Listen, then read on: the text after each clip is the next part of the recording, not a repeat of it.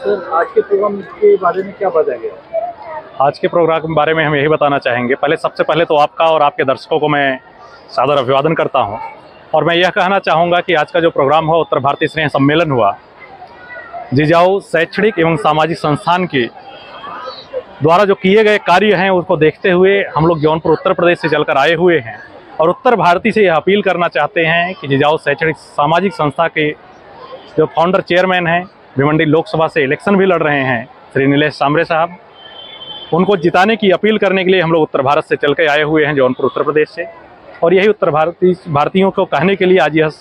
कार्यक्रम रखा गया। आज़ाद सनातन सेना के राष्ट्रीय अध्यक्ष हमारे छोटे भाई संदीप पांडे जी के द्वारा भिवंडी लोकसभा क्षेत्र के कल्याण में उत्तर भारतीय स्नेह सम्मेलन का जो कार्यक्रम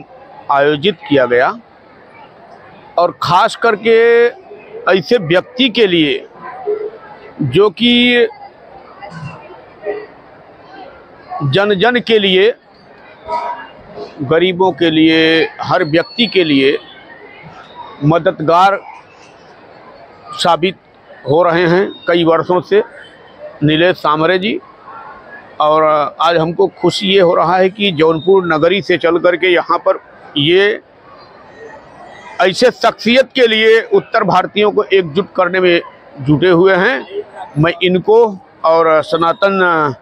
पूरी सेना को, पूरे उत्तर भारतीय समाज को मैं शुभकामनाओं के साथ ये कहूँगा कि आप लोग ऐसे व्यक्ति को चुन करके लाइए जो आपके सुख दुख में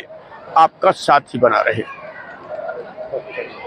सनातन सेना आणि इंदिरानगर विकास संघ कल्याणच्या वतीने आयोजित केलेल्या या स्नेहसंमेलनामध्ये उपस्थित मी सर्वप्रथम अखिलेशजी पांडे संस्थान अध्यक्ष त्यांचं खूप खूप अभिनंदन, आभार करतो की त्यांनी आम्हाला एक नवीन जिजाऊ संघटनेमध्ये सहभागी होण्याचं कार्यक्रमाचं आमंत्रण दिलं, त्याबद्दल त्यांचं सर्वप्रथम अभिनंदन करतो। आणि इंदिरानगर विकास संघ हा कल्याणच्या पश्चिम इथे राहत असून बेघर जे BSVP योजनेमध्ये